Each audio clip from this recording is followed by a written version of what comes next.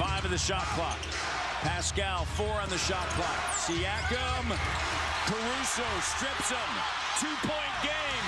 Levine driving, kicking, Caruso.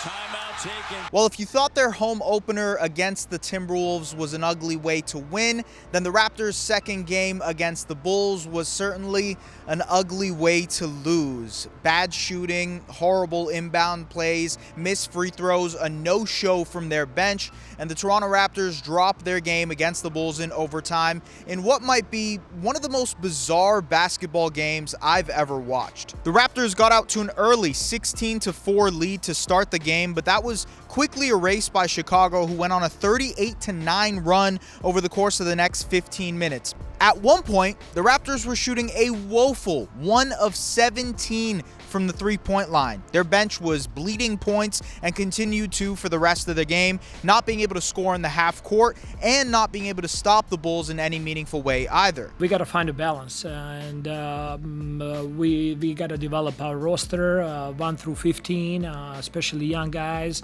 and we got to find ways to be competitive every single night. That's for us to continue looking at our personnel and how we're contributing, how we're meshing with each other. Now, the Raptors clawed their way back in the second half, thanks in large part to Scottie Barnes, who dominated in the post, hunting out mismatches against the smaller Bulls defenders. We'll get to Barnes in a second, but I wanted to highlight Chris Boucher, who was a plus 22 in 17 minutes off of the bench, despite not playing in the home opener. He did well. He did well. We had a great conversation today. We talked about just staying ready, getting both bigs in a foul trouble, and you just never know when your number is going to be called. So he had good mentality, and he did well tonight. Chris came in and gave us that spark. Chris can always come in and play with a lot of energy, help us out a lot, coming off the bench and just being that spark plug, being able to contest shots, ultimate the rim, running transition, finish baskets. He was huge for us tonight. Energy-wise, playing hard, rim protection. He was amazing for us. It seemed like, given the halftime adjustments, the Raptors were well on their way to a hard-fought victory in Chicago.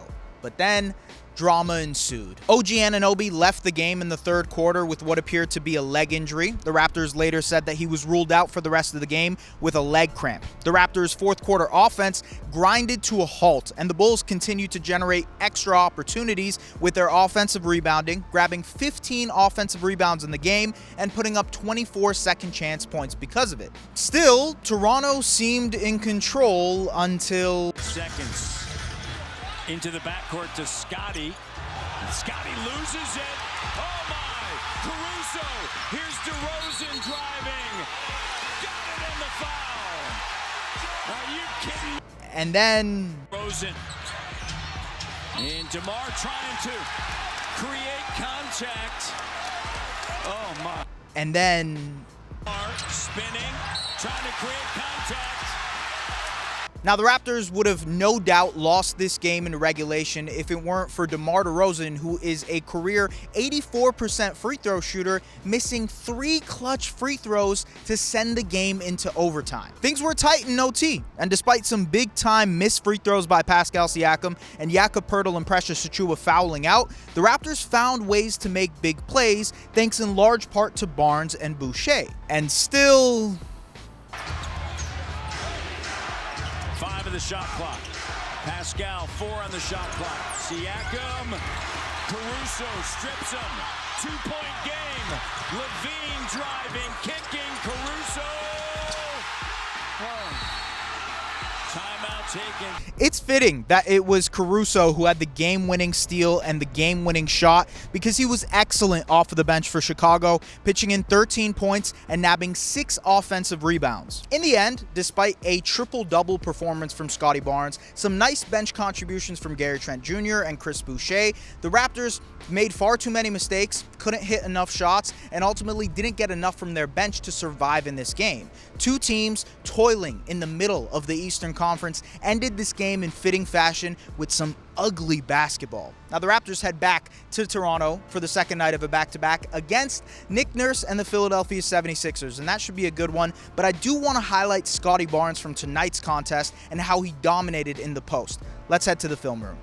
All right, so the Raptors gained an advantage here against the Chicago Bulls because of Scottie Barnes' ability to just dominate in the post.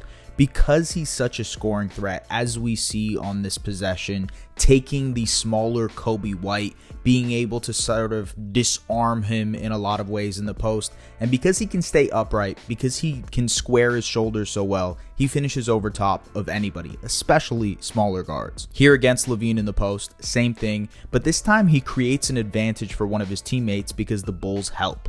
And obviously Malachi Flynn doesn't do much with it here, but we'll follow this along as the game progresses. On this possession here, they get the switch again on Kobe White, the smaller defender, and this time the help actually works. They send help, Gary Trent Jr. wide open above the break for a three. That's going to be a very, very common theme as we see. Same thing here, this time they hunt out the switch in the second half because it's an adjustment. Now, Kobe White again in the post, your empty side as well. This might as well be a bucket every single time. And the good thing is that you can also do this with Siakam, who is an equal, maybe even better post-up threat here. They continuously send help. They are hunting out Kobe White at this point in the third quarter. And honestly, this is how the Raptors gained an advantage in this game. They got back into this game because of the post-up, and it's because Scottie and Pascal just dominated in that area. Right here against DeMar DeRozan, he reaches in, Scottie goes for 2 free throws. And then right here, look, if Scottie is hitting this type of stuff, these type of turnaround jumpers, then his post-game just becomes much, much more potent. If that develops into something, consistent, that's really special. And right here, Kobe White tries to do a good job of fronting. The Raptors are trying to do the over-the-head pass. That doesn't work out. Pascal still gets post entry right here. They help. Wide open shot for Gary. Coming up. And the thing is, this makes the defense rotate a little bit as well, right? It gets them in motion, and so now you have better angles to attack them. A moving defense means a better offense. And right here, Alex Caruso is an incredible defender. We saw that later in the game, but it just didn't matter against Scottie Barnes. He just was bigger, stronger than Caruso. Again, another post play here, but this time with Gary Trent Jr. They run a little dribble handoff to get the switch. They do on Ayo Dosunmu, and now it's Scottie against Ayo. This is easy money. He can rise up over the top. Again, great shot. If this becomes a consistent part of his game, wow, he's a different offensive player. And now, because they're drawing so much attention in the post, it opens up everything for his teammates. Gary Trent Jr. in the second half absolutely feasted because of that. And now here, Pascal draws the attention. And guess who is the benefactor again? Gary Trent Jr. Once again, Scottie in the post. They need to send help. And I guarantee you it's going to be Gary Trent Jr. as the benefactor. Good swing pass here by Schroeder as well. Again, if Gary knocks down that shot, they're up 11 with 2 minutes to go. And so this has become the game plan at this point for the Raptors. They hunt out Kobe White again. He's in the post. The Bulls need to send help. And this time, it's just squaring his shoulders and going over the top. Once again, they get the switch on Kobe White. They recognize that. Instead, they go to an empty side again. He still catches the ball because Kobe White is smaller than him. And right here, once again, Dennis Schroeder, cash. That is how advantages were gained when the half-court offense was struggling, when their shots weren't falling, when the going got tough for the Toronto Raptors in this game. They leaned on the post-hub ability of Pascal Siakam and specifically Scottie Barnes to be able to generate advantages for them.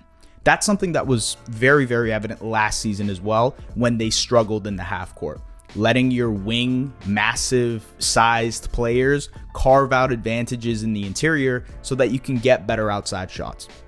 The Raptors didn't hit most of their outside shots tonight. I believe they, shot 20% from 3. But at the end of the day, when you have this as a sort of go-to, something that you can consistently go to because you have 2 elite post hubs, two post subs who can actually make plays and kind of carve out advantages from there just by seeing the help and passing over top because of their length, it creates a solution for you in the half court.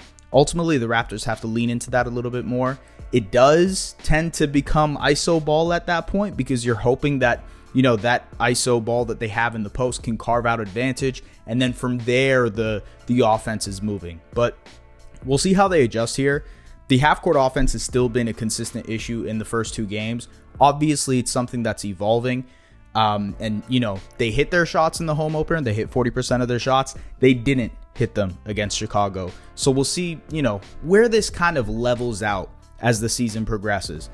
Scottie Barnes, regardless, was really, really special. And ultimately, I think that's why I had to spotlight it. It was just, hey, something is processing in his brain where he's like, I can take advantage of this every single time. And despite the really ugly loss, despite just like a brutal way to lose this game, the one highlight that we can take away, the one good thing that we can take away is that Scottie Barnes is figuring it out in a major way. And that's always good. Thank you again for tapping into the recap here. If you guys like the stuff, subscribe. If you guys like it, like it. And yeah, comment below. Let me know what you guys think. I really appreciate the support off of the first episode. We're going to keep going. I'm not going to be doing one for the Sixers one because I'm at my friend's wedding. But I'll see you guys for the Portland game on Monday, and we'll talk Raps soon. Take care.